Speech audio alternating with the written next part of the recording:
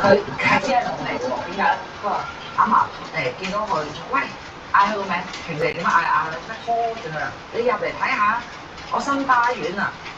跟住個孫女突然間醒啦，阿嫲你死咗㗎啦喎，點解你會喺度啊？因為嫲嫲之前生飯，但係咧佢係知嗰啲唔係飯嚟嘅，佢見嗰啲係嘢嚟嘅。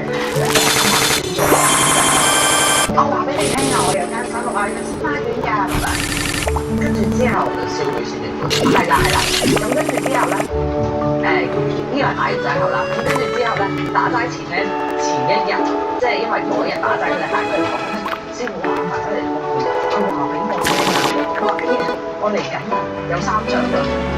跟住我咁你睇我嘅跟住呢個圖，果然你阿嫲真係信得我喎，因為其實佢嫲嫲生前都識我。我多謝晒溫再師呢個，啱啱有人問啊，係呢度係我哋派出個人啦，咁我去完大酒店啊，嗰個跟入邊啊，翻咗啲廁紙入邊，我哋要做到佢。其實應該係咁樣，應該係咁講嘅。嗰班跟兒咧，其實喺入靈堂之前咧，其實已經係會有即係你會使用咗㗎啦，即係人嚟俾你，咁你使用咗佢啦。即係其實嗰張紙巾可以印下埋啲眼佢啦。咁咧你嗰粒糖你含一含，都含一含佢大啲嘅。咁咧你唔中意食你就會入去。係啦，其實個水紙咧就係係啦，2蚊嘅水。1蚊咧你可以一人2蚊間佢其實有個慈善箱你可以轉咗佢，或者你洗咗佢都得。係啦，即係或者洗咗佢都得。所以垃圾嘅咁我諗好多大學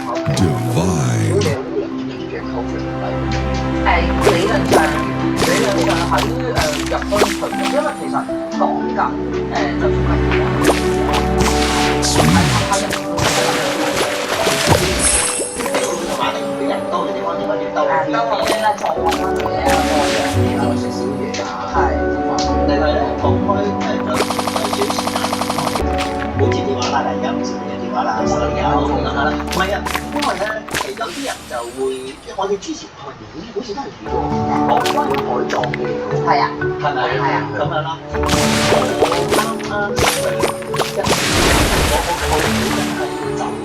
大舅母最大嗰個舅仔，咁佢嗰時生前就講話我走咗就唔使理我㗎啦，咁倒淨係就燒完嘅倒落海就得㗎啦，咁佢走咗啦。